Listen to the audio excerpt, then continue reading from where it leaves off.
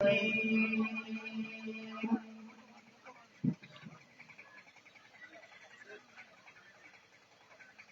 الله الرحمن الرحيم الرحمن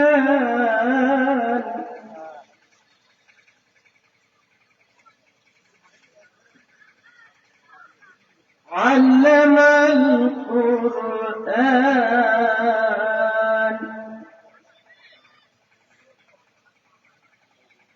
خلق الإنسان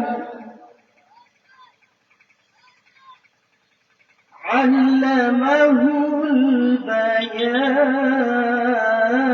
البيان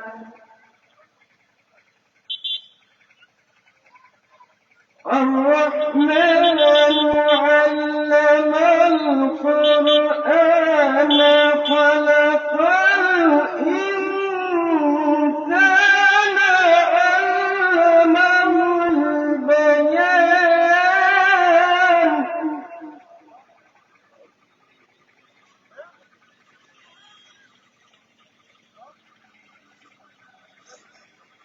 الشمس والقمر بحسبان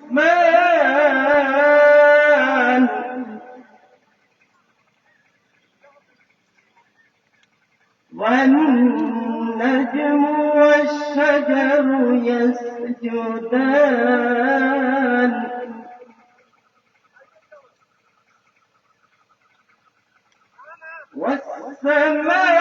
والسماء رفعها ووضع الميزان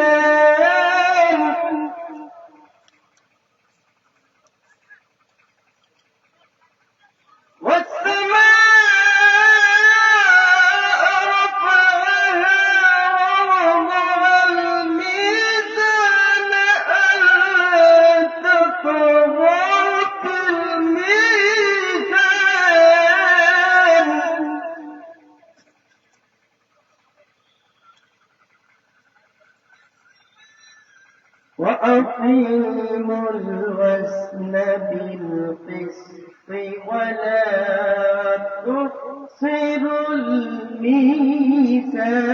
الميزان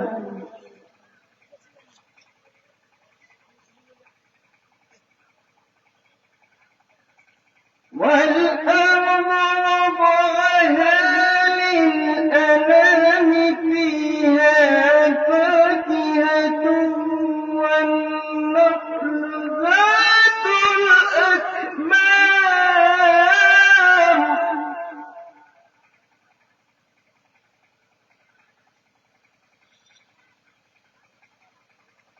والحب ذو العصف والريحان وبأي آلاء ربكما تكذبان صدق الله العظيم.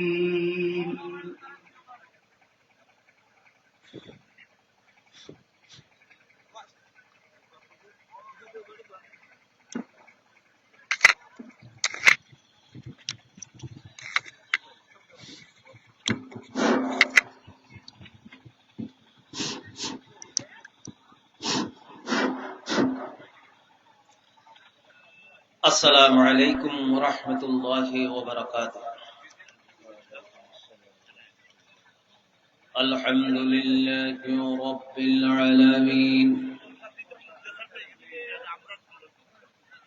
والعاقبة للمتقين والصلاة والسلام على سيد الأنبياء والمرسلين وهو الذي أيدنا بنصره كتابا مبينا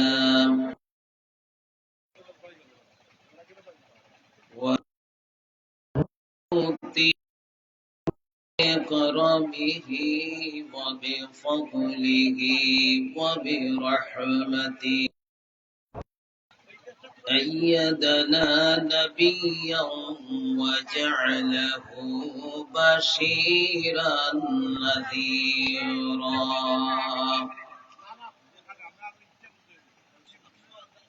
ونحمده على سزيل كرمه ونعمه ونشكره شكرا جميلا ونشهد أن لا إله إلا الله وحده لا شريك له في خلقه ولا في أمره ولا في قدرته ووحدانيته وصمديته شهادة مادحة كاملة ندخرها ليوم القيامة ويوم النشور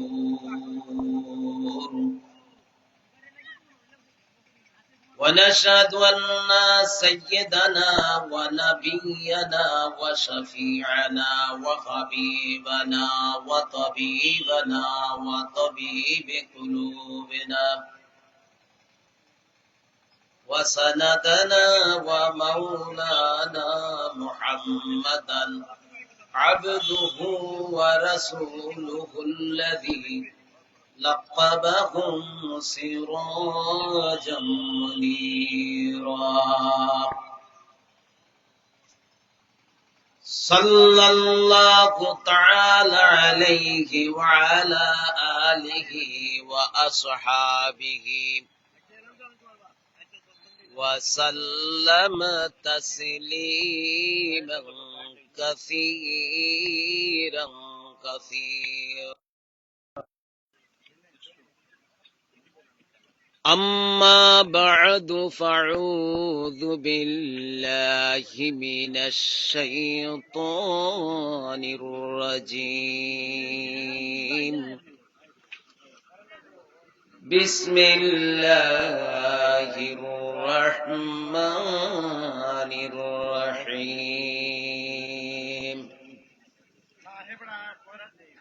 آباؤكم وأبناؤكم لا تدرون أيهم أقرب لكم نفعا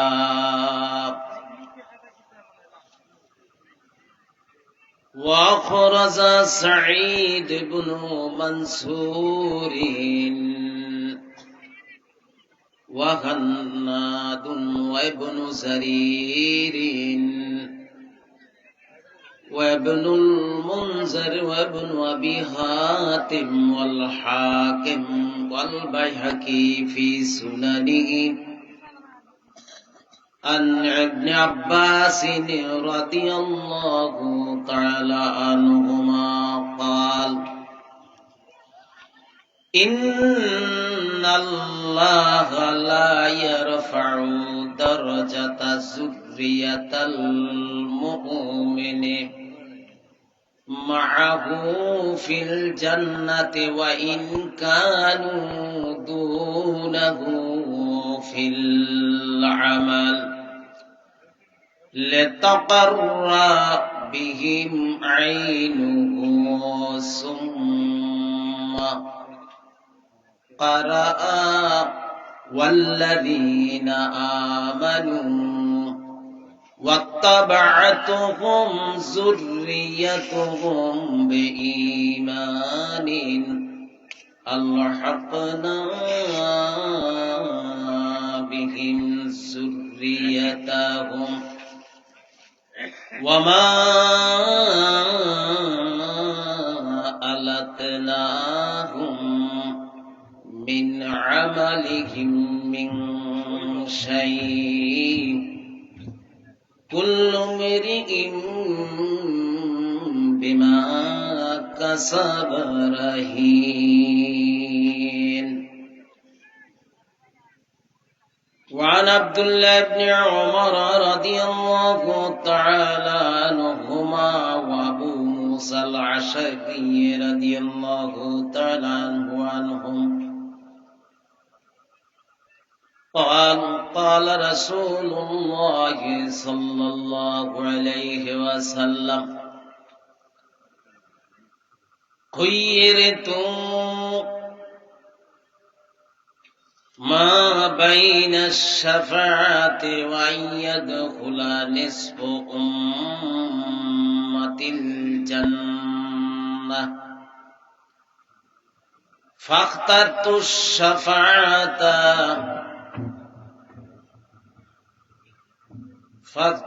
الشفاعة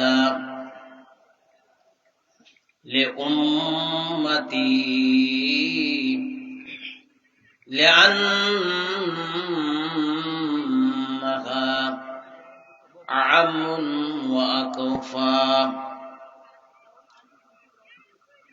أترون للمؤمنين المتقين لا ولكنها للمذنبين الخطين المتولسين. إن الله وملائكته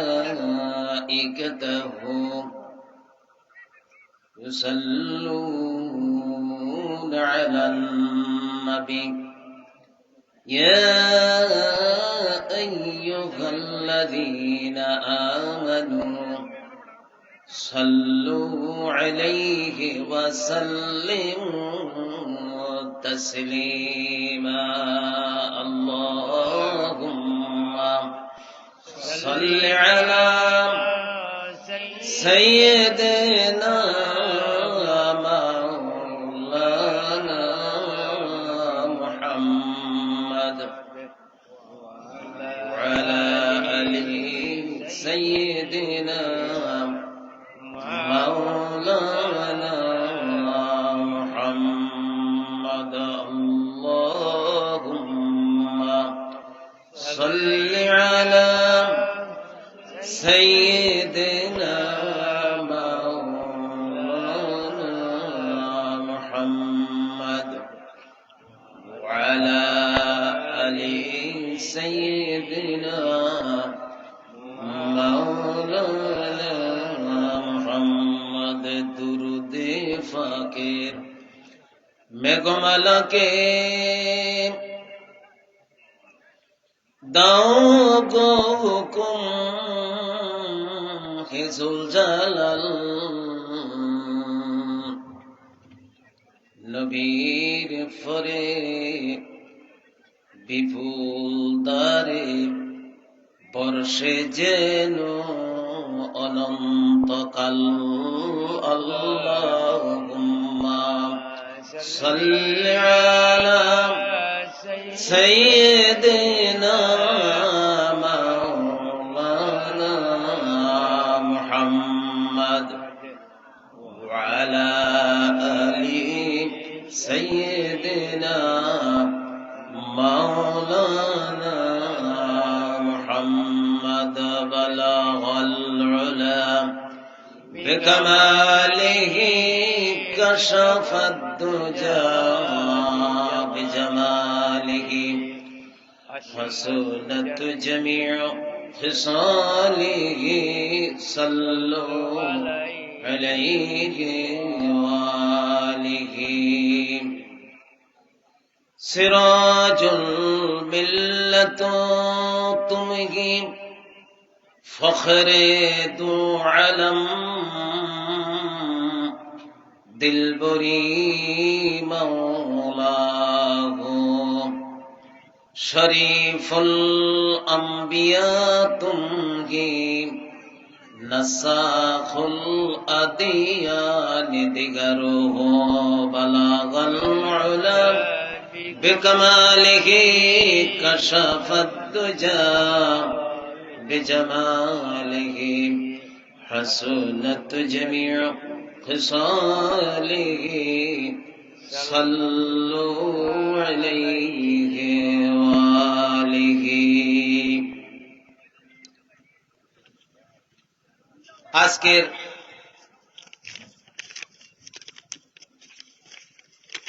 সিলাউড়া নতুন ফুঞ্জি জামে মসজিদের উদ্যোগে আয়োজিত ইসলামী সুন্নি মহাসম্মেলনের সম্মানিত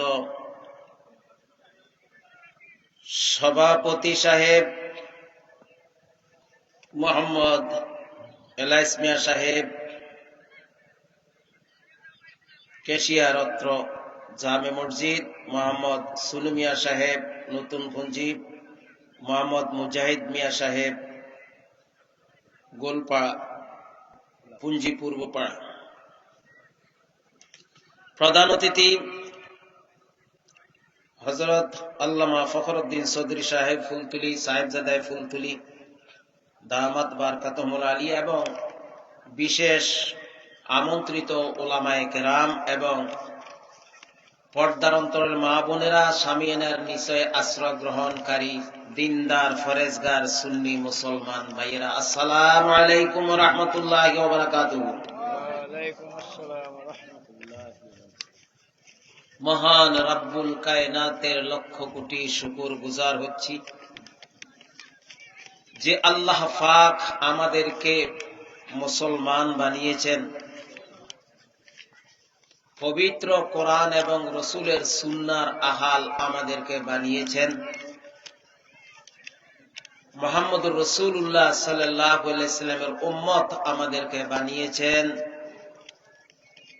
এবং সুন্নতের অনুসরণ করে আমরা সুন্নি হতে পেরেছি। এই কারণে আল্লাহর দরগাহে লক্ষ কোটি শুকুর ও সুজুদ আদায় করছি, আলহামদুলিল্লাহ। যেহেতু সুন্নি মহাসম্মেলন, সুন্নতের কিছু আলোচনা করা দরকার, সুন্নিদের কিছু আলোচনা করা দরকার, সুন্নিদের আকায়েদ সম্পর্কে কিছু আলোচনা করা দরকার। আমি মনে করছি আহলে সুন্নাত ওয়াল জামাতের অনুসারী যারা, তাদের নিকট মানুষের দুনিয়ার কাজ কর্মগুলো, সেগুলো আখিরাতেও কাজে আসে। নেকের জন্য নেক, বদের জন্য বদ। এই কারণে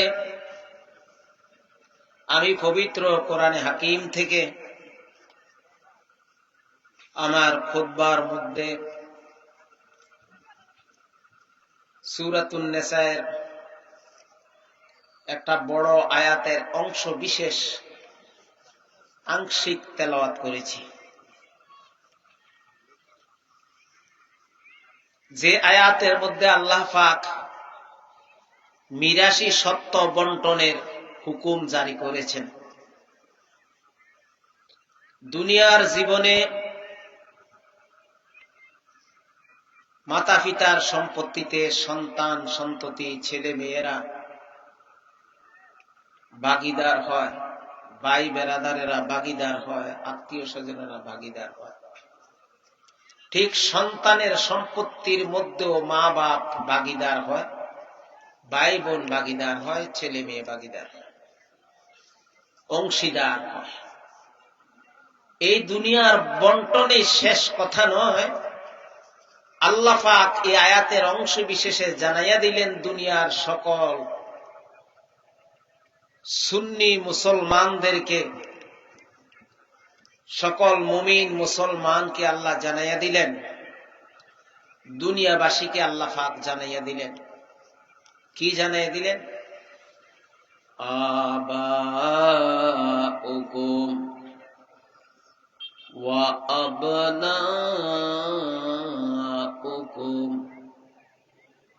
লা তাদরুনা আইয়ুহুম আকরাবু লাকুম নাফআ। আমরা বলি আলহামদুলিল্লাহ। আল্লাহ রাব্বুল আলামিন জানাইয়া দিলেন, দেখো সূরা নিসাতে তোমাদের জন্য জাগতিকভাবে আমি সম্পত্তির ভাগ বাটোয়ারা করে দিয়েছি, পয়সা কড়ির ভাগ বাটোয়ারা করে দিয়েছি, জমিনের ভাগ বাটোয়ারা করে দিয়েছি, সম্পত্তির বন্টকনামা আমি করে দিয়েছি। কে কত অংশ পাবে, কেউ কম পাবে, কেউ বেশি পাবে।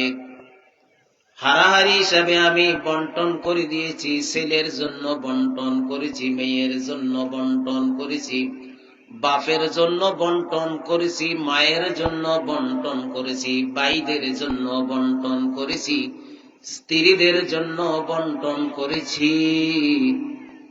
কিন্তু দুনিয়ার এই বন্টন এইভাবে যেভাবে বন্টন হয়েছে, জেনে রাখো তোমাদের আমলগুলো কাল কিয়ামতের ময়দানে তোমাদের এই দুনিয়াতে যেভাবে বন্টক নামা হয়েছে, তোমাদের মাতা পিতা, তোমাদের ছেলে মেয়ে সেইভাবে আখিরাতেও তোমাদের আমলের বন্টন পেয়ে যাবে। সকলে সুবহানাল্লাহ। এই কারণে আল্লাহ রাব্বুল আলামিন জানাইয়া দিলেন, তোমরা জানো না তোমাদের মাতা পিতা, তোমাদের ছেলে মেয়ে, তোমাদের সন্তান সন্ততি, তোমাদের মাতা পিতা কাল কিয়ামতের ময়দানে কঠিন রোজ মাহশরের দিনে আল্লাহ রাব্বুল আলামিনের আদালতে কে তোমার জন্য সবচেয়ে বেশি তোমার নিকটবর্তী এবং উপকারী, এটা তোমরা কেউই জানো না। তার মানে হলো,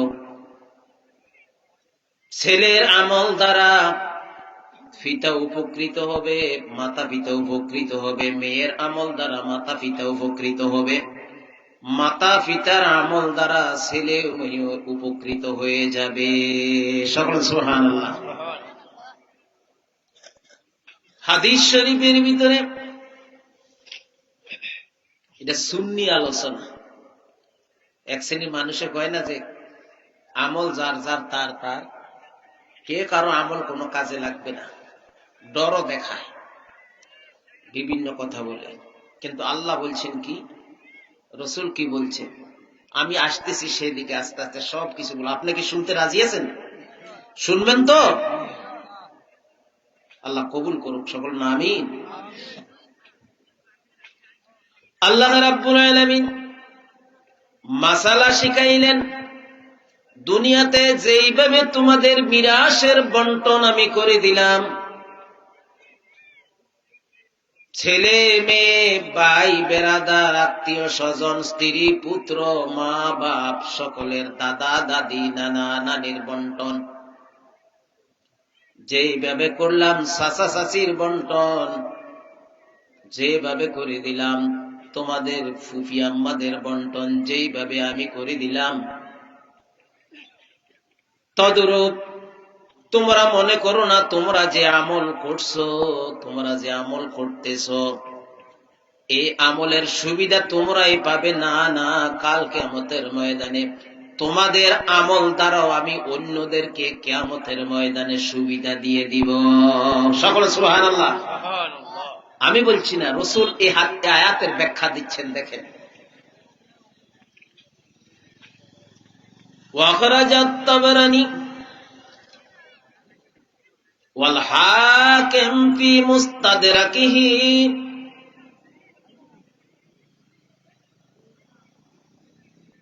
ওয়াল বাইহাকি ফি সুনানিহি ওয়া ইবনু আবি হাতিম আন ইবনে আব্বাস রাদিয়াল্লাহু তাআলা আনহুমা قال إذا دخل الرجل الجنة يسأل عن أبويه وعن زوجته وعن أولاده فيقال إنهم لم يبلغوا درجتك وعملك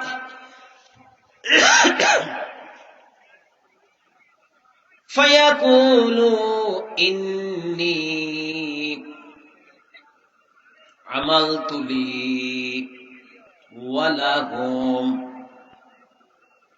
فيؤمر بإلحاق بهم আমরা বলি আলহামদুলিল্লাহ। আব্দুল্লাহ ইবনে আব্বাস থেকে বর্ণিত, তিনি বলেন কাল কিয়ামতের ময়দানে যখন বান্দা জান্নাতে প্রবেশ করবে, জান্নাতে প্রবেশ করার পর সে রেদওয়ান ফেরেশতাকে প্রশ্ন করবে, সে জানতে চাইবে আন আবওয়াইহি, তার মাতা পিতা কোথায়। সকল সুবহানাল্লাহ। জান্নাতে ঢুকে রেদওয়ান ফেরেশতাকে বলবে, ও রেদওয়ান ফেরেশতা, আমার মা বাপ কোথায়। ওয়ান জাওজাতিহি, আমার স্ত্রী কোথায়। ওয়ান আওলাদিহি, সে বলবে আমার ছেলে মেয়েগুলো কোথায়, আমি তো জান্নাতে তাদেরকে দেখতে পাচ্ছি না। সকল সুবহানাল্লাহ। বলা হবে তার আল্লাহর পক্ষ থেকে রেদওয়ান ফেরেশতা জবাব দিবেন, فَيُقَالُ لَهُ إِنَّكُمْ لَمْ يَبْلُغُوا دَرَجَتَكَ وَعَمَلَكَ। ও আল্লাহর বান্দা, জান্নাতি বান্দা, আপনি শুনে রাখুন, তাদেরকে আপনি দেখতে পাচ্ছেন না, তারা তো আপনার মতো আমলের দরজায় আপনার মতো তারা পৌঁছতে পারে নাই। আপনার স্তরে, আপনার পদমর্যাদায় তারা পৌঁছতে পারে নাই, তাদের আমলের ত্রুটি আছে, এই কারণে তাদেরকে আপনি দেখতে পাচ্ছেন না। তখন ওই জান্নাতি ব্যক্তিটি বলে উঠবে, ফায়াকুলু, তখন হাদিসের মতন সে বলতে থাকবে, ইন্নী আমালতুলি ওয়ালাহুম, আমি শুধু দুনিয়াতে আমার জন্য আমলটা করি নাই, আমি আমল আমার জন্য করেছি, আমার মাতা পিতা ছেলে মেয়ে স্ত্রী পুত্র সকলের জন্য আমি আমল করেছি। সকল সুবহানাল্লাহ। ফায়ুমারু, তখন আল্লাহর পক্ষ থেকে রেদওয়ান ফেরেশতাকে অর্ডার করা হবে, হুকুম দেওয়া হবে, হুকুম দিয়ে বলা হবে, ফায়ুমারু,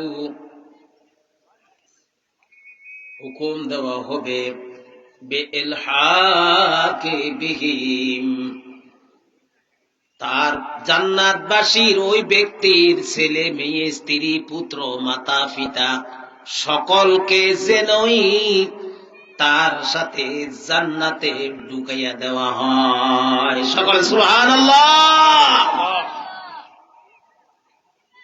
আমরা বলি আলহামদুলিল্লাহ। এটা হলো সুন্নি আলোচনা। এটা কি আলোচনা?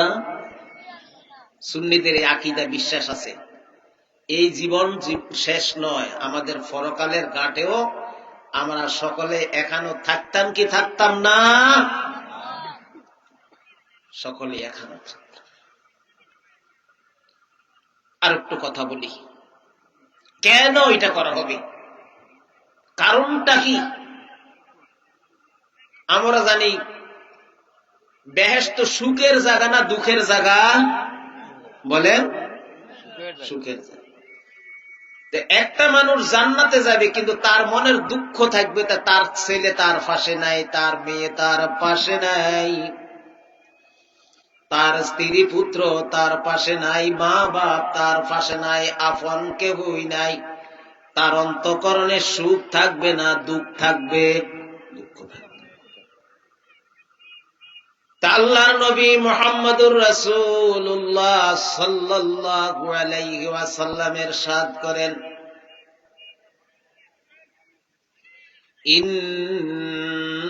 ইন্নাল্লাহা লা ইয়ারফাউ দারজাতা যুররিয়াতাল মুমিনিন ফিল জান্নাতি মা'হু ওয়া ইন কানু দুনাহু ফিল আমাল। আল্লাহর নবী মুহাম্মদুর রাসূলুল্লাহ সাল্লাল্লাহু আলাইহি ওয়াসাল্লাম ইরশাদ করেন, আল্লাহ রাব্বুল আলামিন নিশ্চয় আমার আল্লাহ তাআলা মুমিন বান্দার ছেলে মেয়েকে, সন্তান সন্ততিকে, পরিবারকে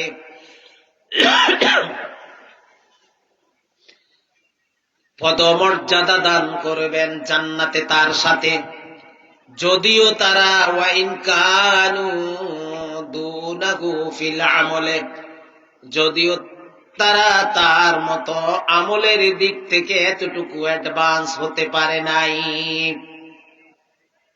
কেন এটা করা হবে? কারণ কি? আল্লাহ রাসূল কারণ উল্লেখ করে জানাই দিলেন, লিতাকাররাবিহিম আইনুহু, যাতে করে ওই ব্যক্তির অন্তরাত্মা, চক্ষু যুগল ঠান্ডা হয়, শীতল হয়, আরাম পায়, শান্তি পায়। সকল বলুন আলহামদুলিল্লাহ। কারণ বেহেশত আরামের জায়গা, শান্তির জায়গা, সুখের জায়গা, আনন্দের জায়গা। এই কারণে রব্বুল আলামিন কোন মুমিন বান্দার অন্তঃকরণে জান্নাতের মধ্যে কষ্ট তিনি চান না, দুঃখ বেদনা তিনি চান না। এই কারণে এদেরকে খুশি রাখতেও যদি ছেলে মেয়েদের আমলের কোনো ত্রুটি থাকে, মা বাপের আমলে কোনো ত্রুটি থাকে, ছেলে জান্নাতি হয়ে যায়, মেয়ে জান্নাতি হয়ে যায়, তাদেরকে খুশি করার জন্য ওই মাতা পিতাকেও ছেলে মেয়ের সাথে আল্লাহ মিশিয়ে দিবেন। সকল সুবহানাল্লাহ। একজনের আমল দিয়ে আরেকজন চলতে পারে, এটা হলো সুন্নিদের আকীদা। কাদের আকীদা? যে হাদিসগুলো বললাম, এই হাদিসগুলোর সনদ সম্পর্কে মুহাদ্দিসিনে কেরাম বলছেন সহিহুল ইসনাদ, হাদিসগুলোর সনদ হলো বিশুদ্ধ, সহিহ হাদিস।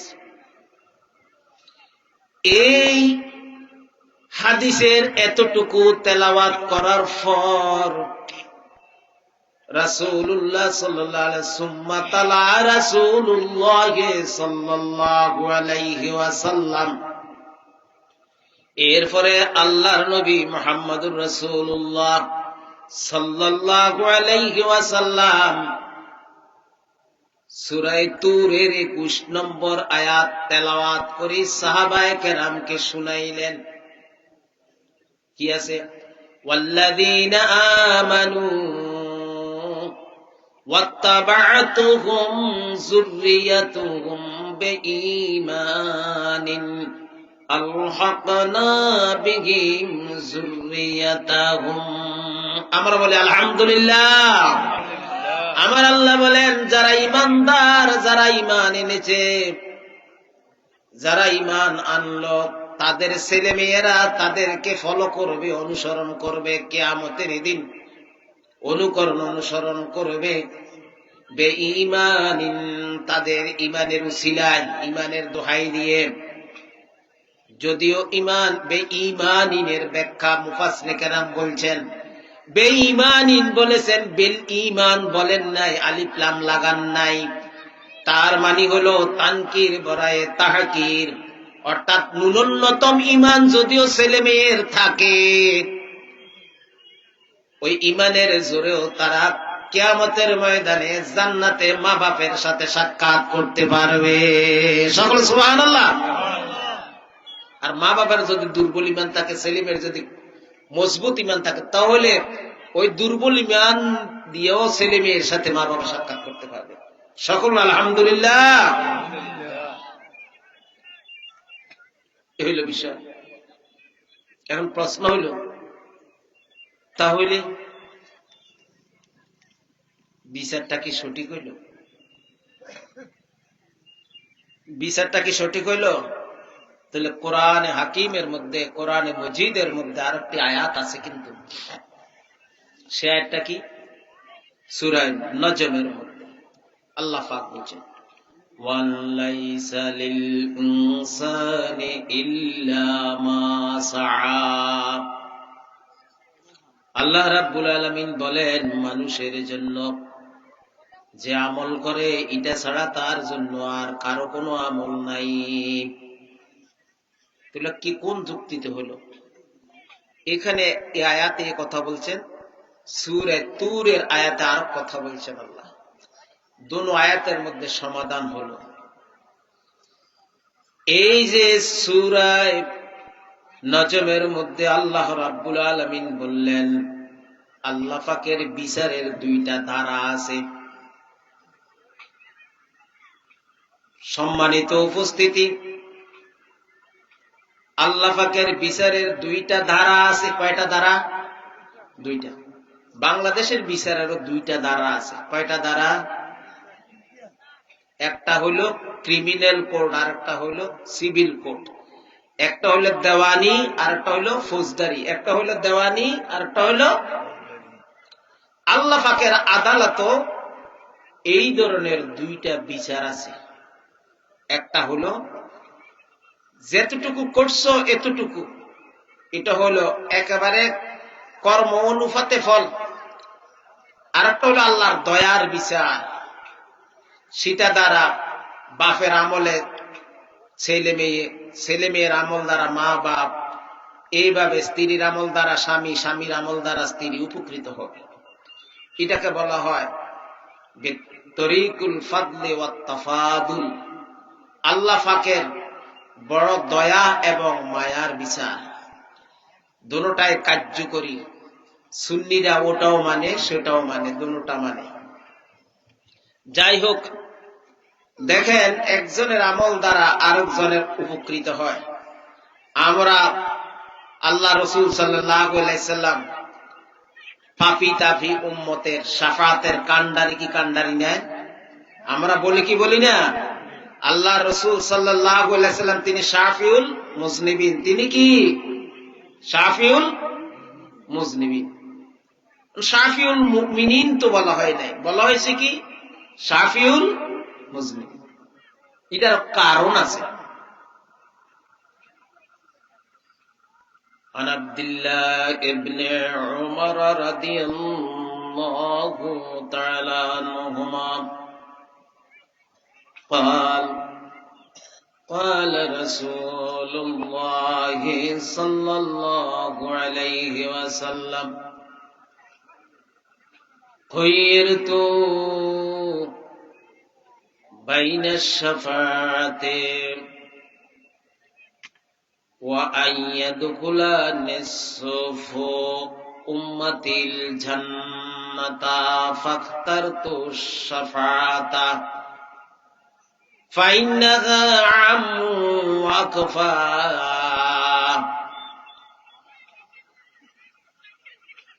أترون للمؤمنين المتقين لا ولكنها للمذنبين القطين المتولسين رواه البيهقي والطبراني।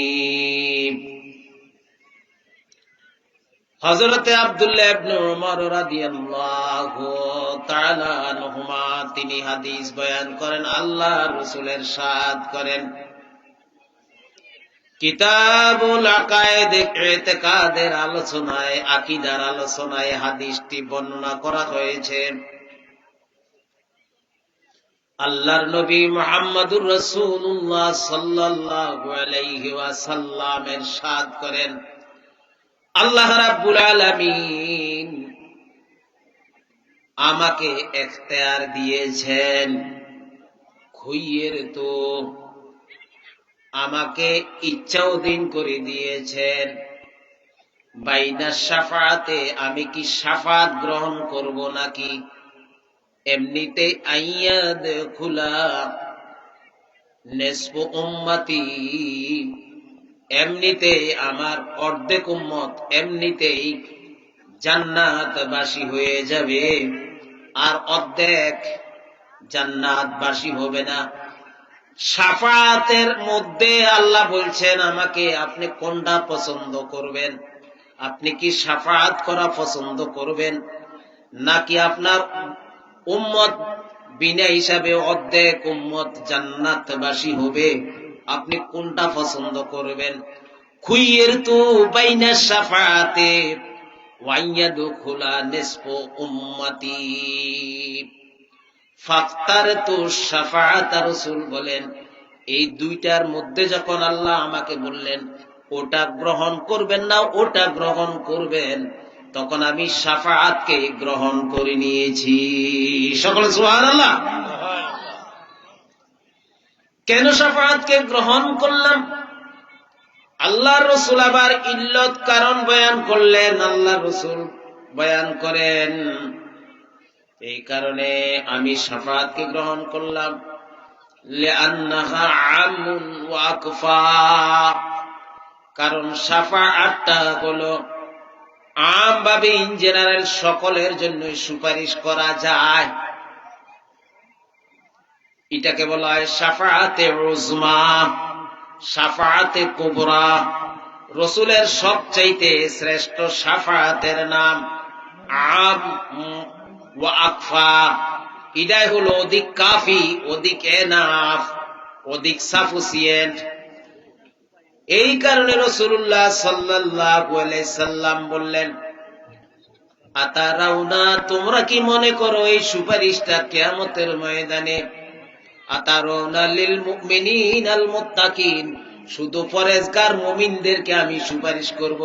লা লা লা, না না না, আমি সুপারিশ করব তাদেরকে ওয়ালাকিন্না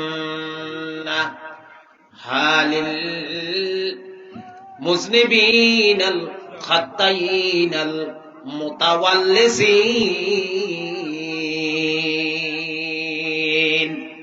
রাসূল বলেন না মুত্তাকি ফরেজগার মুমিনদের জন্য সুপারিশ নয়, তারা তো এমনি টিকে গেছে, তাদের পদমর্যাদার জন্য সুপারিশ করব, কিন্তু জাহান্নাম থেকে বাঁচানোর জন্য আমি আমার সুপারিশটা ওয়ালাকিন্না গালিল মুজনিবিন, গুনাহগারদের জন্য, আল খাত্তাইন, খাতাকার অপরাধীদের জন্য, আল মুতাওয়াল্লিসিন, যাদের দোষে ভরা, দোষ দ্বারা আক্রান্ত, দোষে ভরে গেছে, অপরাধে ভরে গেছে, বড় বড় কবিরা গুনাহ তাদের আমল নামায় আছে, ওই সমস্ত উম্মতের জন্য আদাকারতু শাফাআতি লিআলিল কাবাইর মিন উম্মতি আও কামা ক্বাল আলাইহিস সালাম।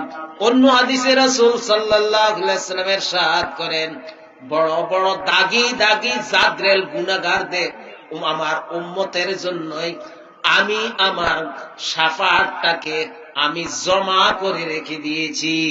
সকলে সুবহানাল্লাহ। আমি জমা করে রেখে দিয়েছি। দেখেন কত বড় গুনাহগার বাঁচতে পারেন না, তাহলে একজনের আমল দ্বারা আরেকজন বাঁচে কি বাঁচে না? একজনের সুপারিশ দ্বারা আরেকজন বাঁচে কি বাঁচে না? রাসূলুল্লাহ সাল্লাল্লাহু আলাইহি ওয়াসাল্লাম সুপারিশ করবেন, শাফাআত করবেন। আমাদের এই আকীদা, এই বিশ্বাস আছে কিনা? রসুলের সুপারিশের উপর আমাদের এই বিশ্বাস আছে কিনা? মুতাজিলা যারা বুদ্ধিজীবী তারা সুপারিশ মানে না, কয়টা বিচারের পরিপন্থী। কিন্তু বিচারের অর্থই বুঝেন না, বিচারের আল্লাহর যে দুইটা দ্বারা, কয়টা দ্বারা? দুইটা দ্বারা।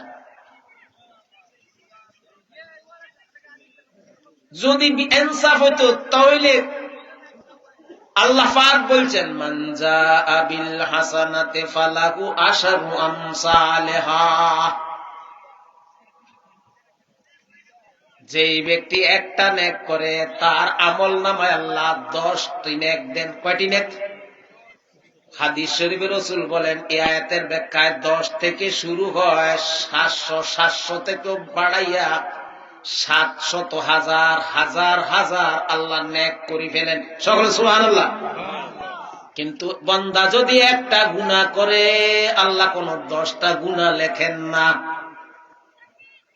তো এখানে তো বিচারটা ঠিক হইল না। বান্দাকে আল্লাহ বাঁচাইতে চান, কি করাইতে চান? হাদিসে কুদসিতে আমার আল্লাহ তাআলা বলেন, রাসূল ইরশাদ করেন ওয়ারাওয়ান নবী সাল্লাল্লাহু আলাইহি ওয়াসাল্লাম আর রাব্বিহি আযজা ওয়া জাল قال الله تبارك وتعالى, স্বয়ং আল্লাহ থেকে আমার রাসূল এই হাদিসটি হাদিসে কুদসিটি বর্ণনা করেন। আমার আল্লাহ বলেন এজা হাম্মা আবিদি বিহাসানাতিন ওয়ালাম ইয়ামালহা, আমার বান্দা যখন কোন নেক কাজ করার ইরাদা করে, ইচ্ছা করে, অথচ কাজটা এখনো করে নাই, কাতাবতু, আল্লাহ বলেন আমি লিখি নেই তার জন্য, কাতাবতু লাহু আশরা হাসানাত, আমি তার জন্য 10টি নেকি নিয়ত করছে, নিয়ত করার সাথে সাথে তার আমলনামায় 10টি নেকি আমি লিখে দেই। সকলে সুবহানাল্লাহ। ওয়াইজা হাম্মা আবদি বিসাইয়াতিন ওয়া ইয়ামাল, কোন গুনাহ করার নিয়ত করেছে কিন্তু গুনাহটা করে নাই, এরপরও এর বিনিময়ে গুনাহ যে করলো না এর থেকে ফিরে আসলো, এরপরও আমি নেকি লিখে দেই। সকল সুবহানাল্লাহ। কিন্তু আমার বান্দা যদি ওই আমলটা করে, ওয়াইন আমেলা, ওই খারাপ কাজটা যদি করে, আল্লাহ পাক ইরশাদ করেন কাতাবতু ওয়াহিদাতান সাইয়্যাতান ওয়াহিদাতান, আমি শুধু তার একটা গুনাহ লিখি, 10টা গুনাহ লিখি না। সকলে সুবহানাল্লাহ।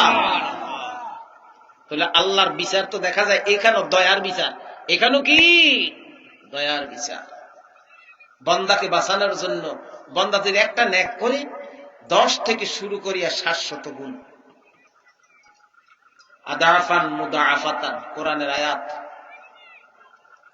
ডবল ডবল করিয়া দেন, অনেক বাড়াইয়া দেন। একটা কাহিনী কইতাম কিন্তু আপনাদের ধৈর্য মানাইলে, খুব চমৎকার একটা ঘটনা। যেহেতু সুন্নি মাহফিল, সুন্নিয়তের আলোচনা করতে চাই হাদিস থেকে, সহিহ হাদিস থেকে। আপনি দুনিয়ার নিয়মে আছে, আল্লাহর রাসূল সাল্লাল্লাহু আলাইহি সাল্লাম আমাদেরকে দেখাইয়া দিলেন, হাদিস শরীফের ভিতরে আছে, আল্লাহর নবী মুহাম্মদুর রাসূলুল্লাহ সাল্লাল্লাহু আলাইহি ওয়াসাল্লাম হাদিস শরীফে ইরশাদ করেন, বান্দা যখন কোন অপরাধ করেই ফেলে, তখন কেরামুন কাতিবিনকে ওই অপরাধটা না লেখার জন্য অপেক্ষা করতে বলেন, আমার আল্লাহ ও কেরামান কাতিবিন, আমার বান্দার এই নাফরমানিটা তোমরা এখন লিখো না, কমপক্ষে 7 ঘন্টা সময় দাও। কত ঘন্টা? 7 ঘন্টা সময় দাও। এর মধ্যে হয়তো আমার বান্দা তওবা করে আমার বান্দা আমার কাছে ফিরে আসবে। সকল সুবহানাল্লাহ। এর মধ্যে যদি বান্দা তওবা করে ফিরে চলে আসে, তাহলে তার আর নাফরমানিটা তার আমল নামায় লেখা হয় না, নেকি লেখা হয়ে যায়।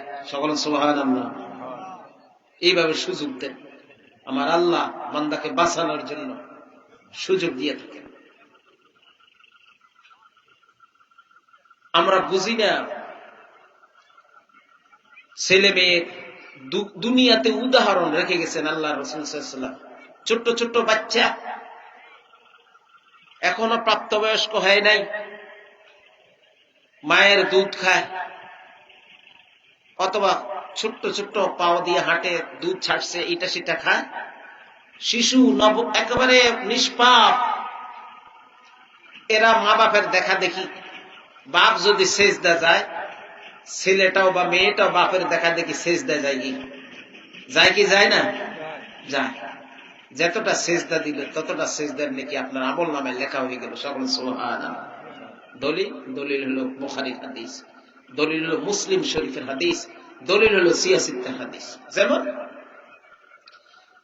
কিতাবুল মানাসিকের মধ্যে এই হাদিসটি পবিত্র বুখারী শরীফে তাকরার হয়েছে, কয়েকবার বারংবার উল্লেখ করা হয়েছে। ইন্না ইমরাআতান রাফাআত সাবিয়াল্লাহা ইলা রাসূলিল্লাহি সাল্লাল্লাহু আলাইহি ওয়াসাল্লাম মিন মাহাফা فقالت يا رسول الله هل هذا حج؟ قال نعم ولك أجر رواه البخاري। সকল সুবহানাল্লাহ। ছোট্ট ছোট্ট বাচ্চা যারা হজে গিয়েছেন, আল্লাহর বাড়ি গিয়েছেন, আরফার মেহমান হয়েছেন, খানায় কাবার মেহমান হয়েছেন, যাদের এত বড় কিসমত হয়েছে, নসিব হয়েছে, আপনারা যারা গেলেন সেখানে গিয়ে দেখতে পেয়েছেন কিছু কিছু মরক্কোর মহিলা, কিছু কিছু নাইজেরিয়ান মহিলা, কিছু কিছু উগান্ডার মহিলা, বড় দেহ কালো কালো মহিলা, তাদের বাচ্চাদেরকে ফিটের সাথে ফেসাইয়া, কাপড় দিয়া ফেসাইয়া তাওয়াফ করতেছে। করে কি করে না? করে। মাঝে মধ্যে তো লাইভ চ্যানেল হজের আপনারা যখন দেখেন, মানুষ আরপার ময়দানে যে তাওয়াফ করতেছে, লাব্বাইক লা শারিকা লাকা লাব্বাইক এইভাবে দিচ্ছে, তো আবার শুনছেন না? শুনতো অনেকে শুনে, আমরা দেখি টিভিতে, পর্দায় দেখি, যখন হজের দিন আমরা এটা দেখি, আরপার মাঠে কিভাবে মানুষ জমা হয়, দলা হয়, সমাবেশ করে, সমবেত হয়, খানায় কাবা কিভাবে তাওয়াফ করে আমরা দেখি। তো কিছু কিছু মহিলা এখনো আছে, তারা তাদের শরীরের সাথে, ফিটের সাথে বাচ্চাদেরকে কাপড় দিয়ে ফেসাইয়া বান্ধিয়ে নেয় আর তাওয়াফ করে ছোট ছোট বাচ্চাকে। ঠিক এমনই একটা মহিলা মাহাফা নামক জায়গার মধ্যে তাওয়াফ করতেছেন রাসূলুল্লাহ সাল্লাল্লাহু আলাইহি ওয়াসাল্লাম বিদায় হজের সময়।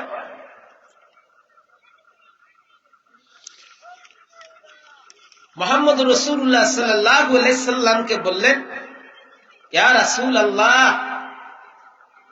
ছোট একটা বাচ্চা ছিল ওনার সাথে বাঁধা, বাচ্চাটাকে এইভাবে তুলে ধরে রসুলকে দেখাচ্ছেন, ইয়া রাসূলুল্লাহ আলহাযা হজ, আমার যে ছোট্ট বাচ্চাটা এখন তো নাবালক, দুধ খায়, কিন্তু আমি তওয়াফ করতেছি, আমার সাথে সাথে সে এভাবে চক্কর মারতেছে, তওয়াফ করতেছে, এর হজ হবে কিনা? রাসূলুল্লাহ সাল্লাল্লাহু আলাইহি সাল্লাম বললেন, ও মহিলা শোনো, হ্যাঁ, তার পক্ষ থেকে নফল হজ হয়ে যাবে, তবে এই যে এখনো সে অপ্রাপ্ত বয়স্ক, তাকে তুমি লইয়া হাঁটতেছ মা হিসাবে, ওয়ালাকে আজরুন, সে হজের সওয়াবটা তোমার আমল নামায় আল্লাহ লিখে দিবেন। সকল সুবহানাল্লাহ। তোমার সন্তানের আমল দিয়ে তুমি উপকৃত হয়ে যাবে। সকলের সুবহানাল্লাহ। তোমার সন্তানের আমল দ্বারা তুমি উপকৃত হবে। এগুলো হলো সুন্নিদের আলোচনা। যে কেউ কাউকে স্মরণ করবে না, কে কারো খবর লইবে না, বিষয়টা এমন নয়। হ্যাঁ, আল্লাহর দুইটা সূরত হবে বিচারের সময়। কয়টা সূরত? কয়টা সূরত হবে? কাল কিয়ামতের ময়দানে মহান রব্বুল আলামিনের দুইটা পজিশন হবে। একটা হলো সেফতে কাহারিয়ত, এটা প্রথম দিকে চলবে, খুব গরম অবস্থা থাকবে। ওই সময়ও দেখা যাবে নূহ নবী থেকে শুরু করে, আদম থেকে শুরু করে হযরতে ঈসা রুহুল্লাহ পর্যন্ত কেউ আল্লাহর সামনে দাঁড়ানোর সাহস করবেন না। সকলে সুবহানাল্লাহ। আমরা তো দূরের কথা, সকলে দেখাই দিবে যে মুহাম্মদুর রাসূলুল্লাহ সাল্লাল্লাহু আলাইহি ওয়াসাল্লামের কাছে যান আপনারা, যার জীবনে কোনো দাগ নাই, লাওয়া হামদে নিচে সেজদারত অবস্থায় আছেন, তিনি শুকরিয়ার সেজদা দিয়ে দিয়েছেন।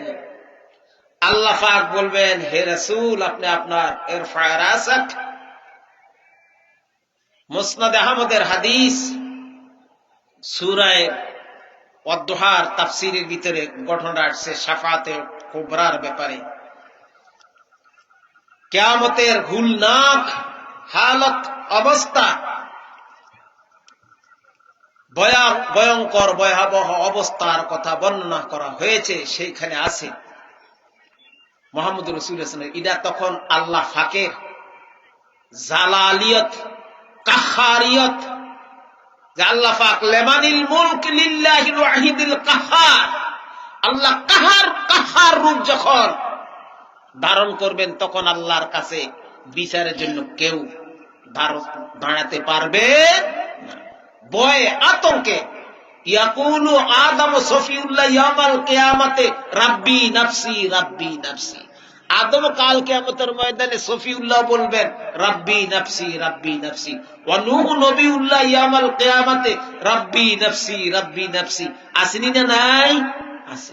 কিন্তু একমাত্র মুহাম্মদুর রাসূলুল্লাহ সাল্লাল্লাহু আলাইহি সাল্লাম গুনাহগার উম্মতকে সেই উদ্ধার করার জন্য একমাত্রই মুহাম্মদুর রাসূলুল্লাহ সাল্লাল্লাহু আলাইহি সাল্লাম, তিনি হলেন শাফিউল মুজনিবিন। সকল সুবহানাল্লাহ। কাজেই এই বিষয়গুলো যে কেন বললাম, এইগুলো সুন্নিরা বিশ্বাস করে। এইটা হলো আল্লাহর এক সূরত।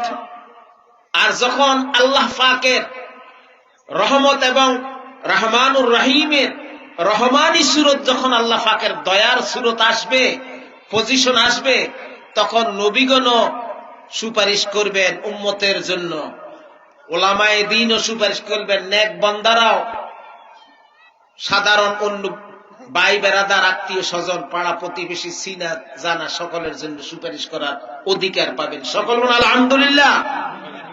নেক বান্দারাও সুপারিশ করতে পারবেন, নেককার মহিলারাও সুপারিশ করতে পারবেন, আলেমেরাও সুপারিশ করতে পারবেন, আউলিয়া কেরামও সুপারিশ করতে পারবেন। আউলিয়াদের যে সমস্ত মুরিদ আছে, মুরিদারাও যদি অলি বিপদে পড়ে সুপারিশ করতে পারবেন। সকলে সুবহানাল্লাহ। এটা তখন আম হয়ে যাবে। আমি বলছি না এই ব্যাপারে, শাফাআতের ব্যাপারে আল্লামা সানাউল্লাহ ফানিফতি রহমতুল্লাহ আলাইহি তাফসীরে মাঝারিতে অনেকগুলো হাদিস এনেছেন। সময় নাই যেহেতু, আমার নোটিশ আসছে আমি সংক্ষেপ করার জন্য। আল্লাহ পাক আমাদের প্রত্যেকে ঈমান ও আমলে আমাদেরকে বরকত এনায়েত করুক। সকল না আমিন। আল্লাহ যেন আমাদের ঈমানের নূরে ইয়াকিন বাড়াইয়া দেন। সকল আমিন। এবং আমাদের প্রত্যেককে আমলে জিন্দেগি নসিব করেন। সকল না আমিন। ওয়া আখিরু দাওয়ানা আলহামদুলিল্লাহি রাব্বিল আলামিন। সাল্লাল্লাহু আলা সাইয়্যিদিনা মাওলানা মুহাম্মদ وعلى آله وصحبه وسلم آمين اللهم آمين ربنا ظلمنا أنفسنا وإن لم تغفر لنا وترحمنا لنكونن من الخاسرين رب العالمين আয় আল্লাহ এই ইসলামী সুন্নি মহাসম্মেলনে আল্লাহ নতুন ফুঞ্জি জামে মসজিদের উদ্যোগে আয়োজিত এই মাহফিলে যারা আল্লাহ আমরা উপস্থিত হলাম, কেউ বলার জন্য এলাম আর কেউ শোনার জন্য আমরা এলাম, আমাদের প্রত্যেককে আল্লাহ তুমি মাগফিরাত করে দাও, মাফ ফরমাও রব্বুল আলামিন। বলনেওয়ালা শুননেওয়ালা পবিত্র কোরআন সুন্নাহ থেকে যারা আলোচনা শুনলেন, আল্লাহ এই মাহফিলকে আল্লাহ আমরা নাজাতের জরিয়া বানাইয়া দাও। এই এলাকার যত মুরব্বিয়ান কেরাম অন্ধকার কবর দেশে তামাম রে মাফ ফরমাও রব্বুল আলামিন।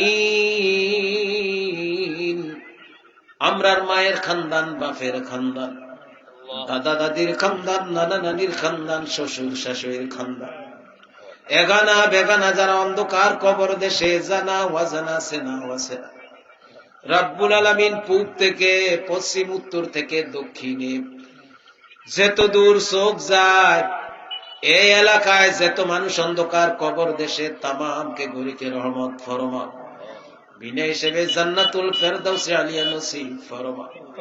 আল্লাহ যারা বিদেশ থেকে অর্থ দিয়ে এই মাহফিলের আয়োজন করলেন, আর যারা দেশ থেকে আল্লাহ সাদা দিয়ে এই মাহফিলের আয়োজন করলেন, শ্রম দিয়ে, বুদ্ধি দিয়ে, অর্থ দিয়ে যারা সাহায্য করলেন, রাব্বুল আলামিন আল্লাহ ওই সমস্ত ব্যক্তিদেরকে তুমি হেফাজত ফরমাও। আল্লাহ ওনাদের হায়াতে বরকত দাও, মালে বরকত দাও, ওলিয়া আওলাদে বরকত দাও, বিপদ থেকে মুক্ত করে দাও, বেমার থেকে শাফিয়াবি নসিব ফরমাও। হাসবুনাল্লাহু ওয়া নি'মাল ওয়াকিল, নি'মাল মাওলা ওয়া নি'মান নাসির। আল্লাহ আমরা নাফরমানির কারণে আমরা ওলিয়া আওলাদ, বিবি বাচ্চা, মাল ও আওলাদের উপর আযাব গজব দিও না আল্লাহ। আমরার বিবি বাচ্চা, ওলিয়া আওলাদ, জান মাল, ইজ্জত, হুরমতের হেফাজত ফরমাও। এলাকার যত মানুষ বিদেশের জমিনে, বিদেশের মাটিতে হেফাজত করো। জামিয়ে মুহাদ্দিসিন, মুফাসসিরিন, ফুকাহা, উলামা, আউলিয়া কেরাম, মুবাল্লিগিন ইসলামের দরজাতকে বুলন্দ করে দাও আল্লাহ। ইয়া আকরামাল আকরামিন, তামাম আউলিয়ায়ে মুহাক্কিকিন, বুজুর্গানি দ্বীনের দরজাতকে বুলন্দ করে দাও আল্লাহ। সাহেব কিবলার ইয়া আল্লাহ যত মুতাকিদিন এলাকায় তামাম রে তুমি হেফাজত ফরমাও, তোমার ওলির দরজাতকে আরো বুলন্দ ফরমাও ইয়া আকরামাল আকরামিন। ইয়া আউয়ালাল, এই মসজিদকে কিয়ামত পর্যন্ত কায়েম ও দায়েম করো। এই মসজিদের যত মুসলিয়ান কেরাম তামাম রে তুমি কবুল মঞ্জুর ফরমাও আল্লাহ। আমরার প্রত্যেকের মাই বাপের রুহানি আমরার উপরে খুশ করে দাও ও আল্লাহ। ইয়া আকরামাল আকরামিন, যত মানুষের হক আমরার উপর আছে তামামের রুহানি আমরার উপরে খুশ করে দাও। মদিনাওয়ালাকে আমরার প্রতি রাজি ও খুশি করে দাও। জিয়ারাতুল হারামাইনুশ শরীফাইন আমরার নসিব করিও। ওয়া সাল্লাল্লাহু তাআলা আলা খায়রি খালকিহি মুহাম্মাদিন ওয়া আলা আলিহি ওয়া আসহাবিহি আজমাইন। মরণের দিনে মুদের জবানে জারি করে দিও লা ইলাহা ইল্লাল্লাহু মুহাম্মাদুর রাসূলুল্লাহ।